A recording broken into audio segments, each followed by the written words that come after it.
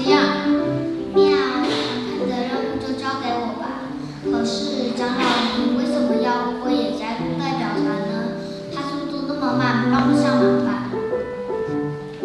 猫咪提出了疑问，其他动物们也开始思考。对呀，长老为什么要选乌龟加入代表团呢？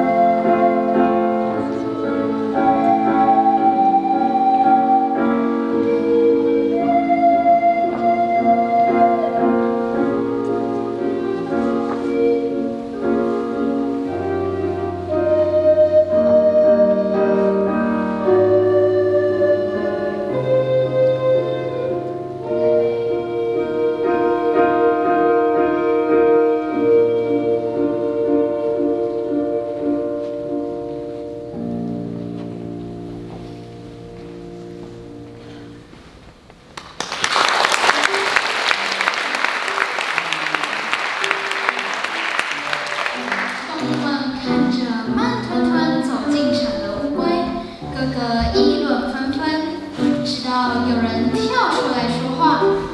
冬天大家没有食物吃，也是乌龟想出这个解决方法。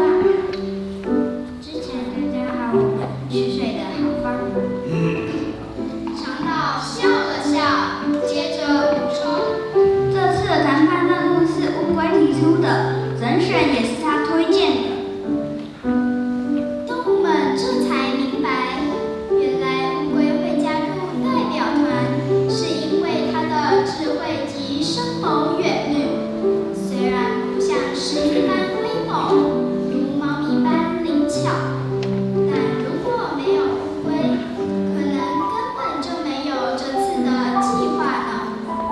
最后只剩下小精灵还没来了，大家正纳闷，平常最喜欢热闹的小精灵，今天怎么反而还没出现呢？此时，远处突然传来一阵呐喊：“大家我来了！”只见小精灵从远远的地方挥着手走过来，身边还跟着几个人类。大家他们是人类代表团。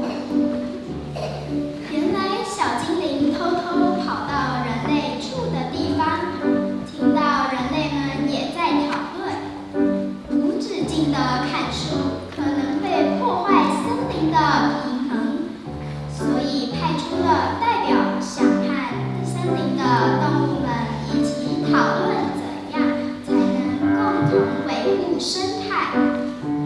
对不起，我们不应该没有经过你们的同意就砍了你们家园。只见人类代表和动物们鞠躬道歉，并且开始和动物们商量及讨论大自然及人类文明该怎么样才能共存共荣。在一阵讨论后，今天让大家人类们达成了共识，非常开心。今天让大家一起留下来，来办一场青山森